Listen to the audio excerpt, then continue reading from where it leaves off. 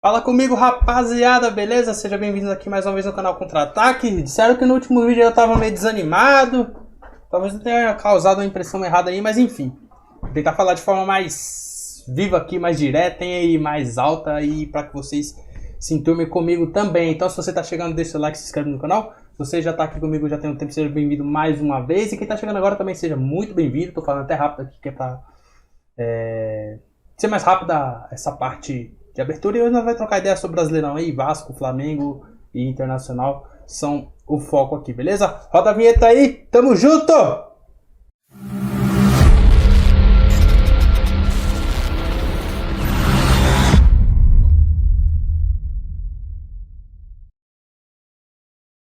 Então, rapaziada, vamos lá, vamos começar aí pela... Vou dar uma pincelada rápida aí sobre Flamengo e Internacional. Jogo bom, de certa forma bom a nível do futebol brasileiro aí.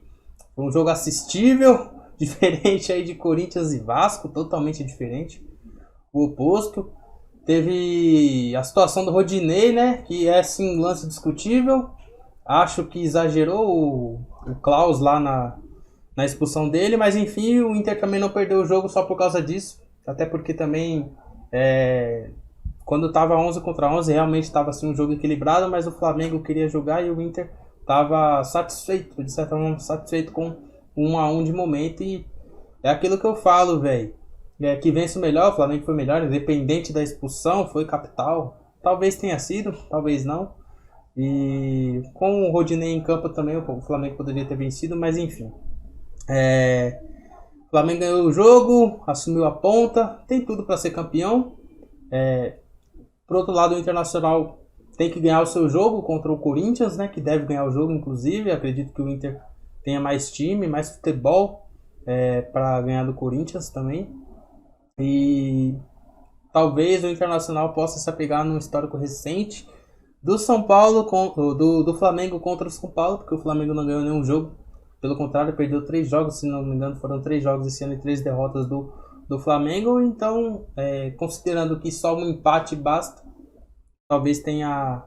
Talvez não, tenha essa grande... Uma pequena possibilidade de acordo com aquilo que também, comparando o que o Flamengo joga hoje, que o São Paulo joga hoje.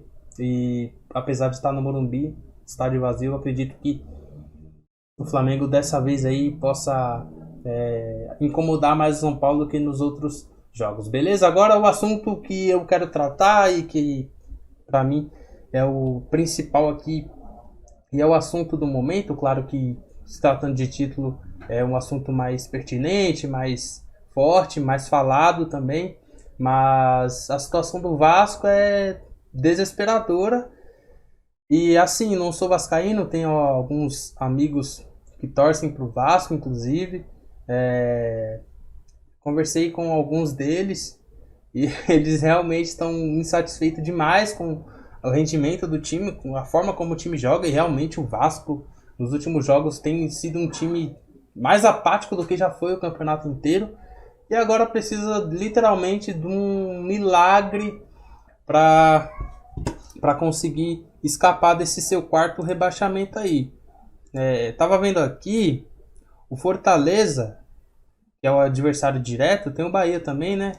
O Bahia tem 41 pontos também. Então Fortaleza e o Bahia, os dois que tem 41 pontos.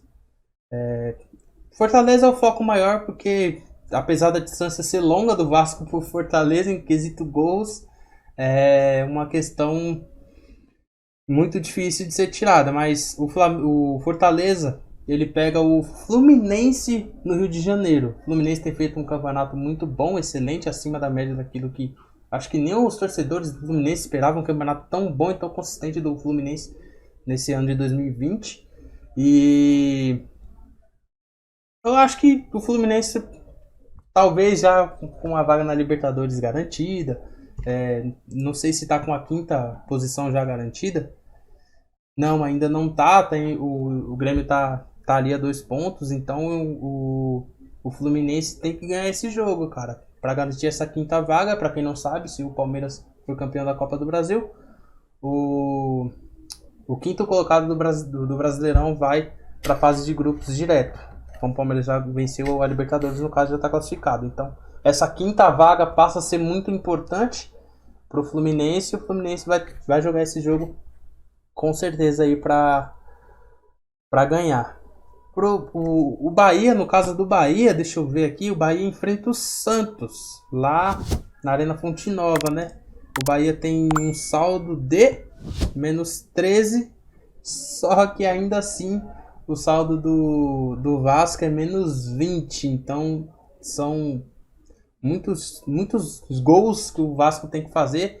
E hoje o adversário direto é o Fortaleza, porque o Fortaleza está ali em 16º, é o primeiro fora da zona. O Fortaleza tem 10 vitórias, o Vasco tem 9. Então, se ganhar esse, vai 10-10, empate nesse quesito. Os dois têm 11 empates. E o Vasco tem 17 derrotas. Se o Fortaleza perder, também empata, porque também vai para 17 derrotas, hoje está com 16. Os dois fizeram 34 gols, só que a diferença daqui. O Vasco tomou 54 gols em 37 jogos e o Fortaleza tomou 42. É muito gol para um time do tamanho do Vasco, né? E o saldo do Vasco é -20 e o do Fortaleza é -8. Ou seja, Fortaleza perdendo o seu jogo pro Fluminense. Esquece o Bahia. O Bahia pra mim já foi também. Inclusive tem 2 vitórias a mais que o Vasco. Então a briga é realmente Fortaleza e Vasco para essa última vaga. Considerando que o Fortaleza perca o seu jogo, sei lá, de 4-0, ainda assim o Vasco teria que ganhar o jogo de 7-0, cara. 7 gols de diferença é muito gol, é muita coisa. E tendo em vista que 37 jogos o time fez 34 gols, é muito pouco pro tamanho do Vasco. E também tomou 54 gols, né? Então a diferença é muito grande. Acredito que infelizmente aí seja o fim da linha do Vasco na Série A nesse momento. Todas as vezes que o Vasco caiu foi situação política, e talvez a política seja a coisa que mais manda no Brasil, né? Tirando o futebol, a gente vê como que é a nossa política aqui no Brasil. E a grande dificuldade do Vasco vai ser subir, cara. Exemplo do Botafogo, exemplo do Cruzeiro, que já tá lá também, terão grandes dificuldades de subir, porque em questão de números muda muito a partir desse próximo Campeonato Brasileiro, direitos de televisão e tudo mais. Então o Vasco tem que urgentemente olhar a situação dele, olhar para si mesmo e tentar resolver, porque é possível até ter um time jovem com uma peça ou outra diferenciada. A gente tem um exemplo do Santos, que é um time que tem muito moleque, tem 2 jogadores diferenciados, que é o Marinho e o Soteldo, e conseguiu fazer algo diferente nessa temporada. É claro que na Série B é totalmente diferente, o investimento é totalmente diferente, mas para um time que teve 37 jogos, mostrou durante praticamente todo o campeonato, com exceção do começo que chegou até ser líder, mostrou que realmente um dos times que pediu para cair, para falar a verdade.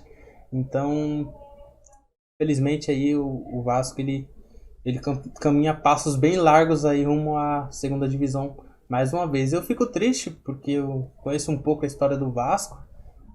Acho que tem uns caras lá que precisam ter mais respeito com o Vasco, principalmente a questão do presidente e tudo mais, da galera de lá do Vasco da Gama. E a gente viveu, eu como palmeirense vi momentos ruins também, e apareceu um presidente que colocou o Palmeiras nos trilhos. Então acho que é isso que o Vasco precisa no momento, encontrar alguém que realmente seja torcedor, que realmente queira fazer a diferença no clube, para que consiga reerguer esse time do Vasco aí, porque um time grande como o Vasco cair 4 vezes é muita falta de vergonha na cara de quem comanda esses caras. E não tô falando dos jogadores, os jogadores também têm sua parcela de culpa. A gente viu a má vontade contra o próprio Internacional, aquele segundo gol do Internacional ridículo que o Vasco tomou, todo mundo olhando, e o Galhardo fez o gol. E naquele jogo de ontem também, contra o Corinthians, até ia assistir o VT, mas eu não consegui, porque a gente não sabia quem jogava pior, se era o Corinthians ou se era o Vasco. Mas, no mais, a gente também a situação lá no Rio de Janeiro para os torcedores do Vasco pode piorar, né? Porque no mesmo dia que o Vasco pode cair, o Flamengo pode ser campeão. Então, situação difícil aí do Vasco. A gente espera que seja um dos times aí que se reerga, como o torço pelo Cruzeiro também se reerguer. E pelo próprio Botafogo também, cara. Que foi literalmente... A gente até brinca assim, o jogo do campeonato italiano. Eu não sei se o Botafogo conseguir ganhar do Crotone, não. Não sei lá se é assim que fala. Um time da Itália lá. Crotone, o nome do time.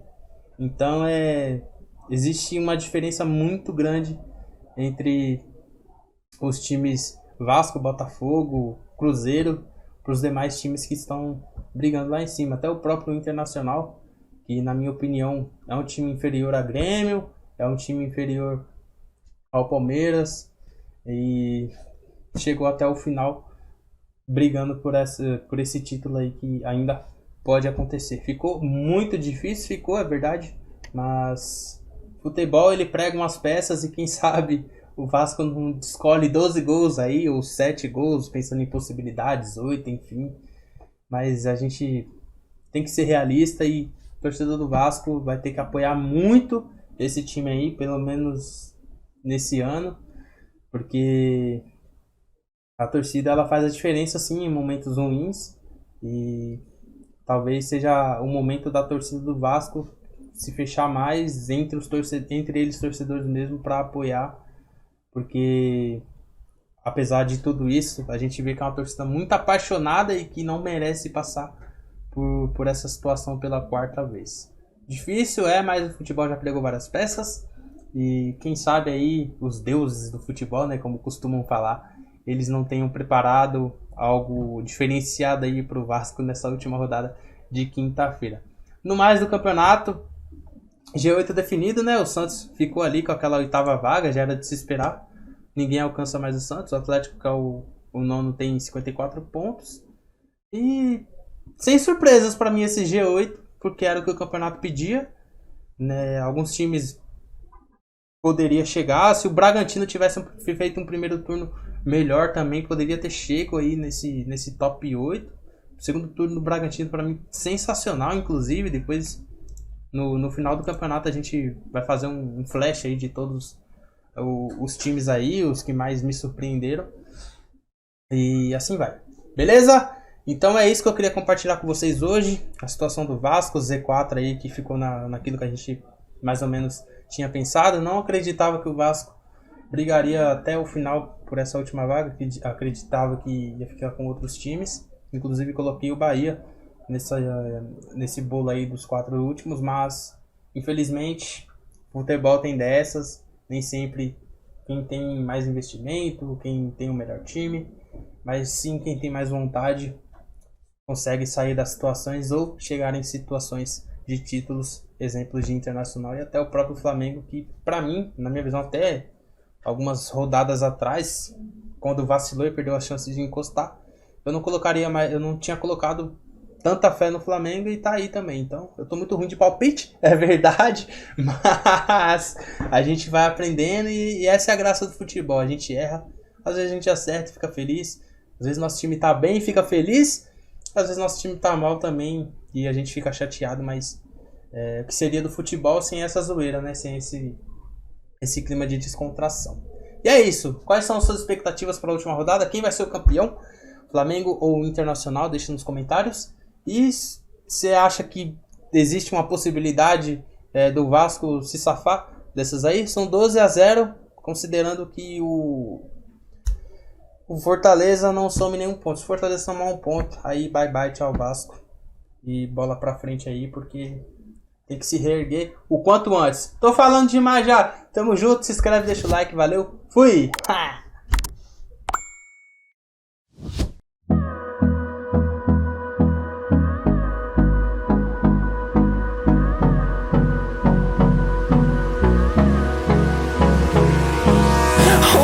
Close till I get up.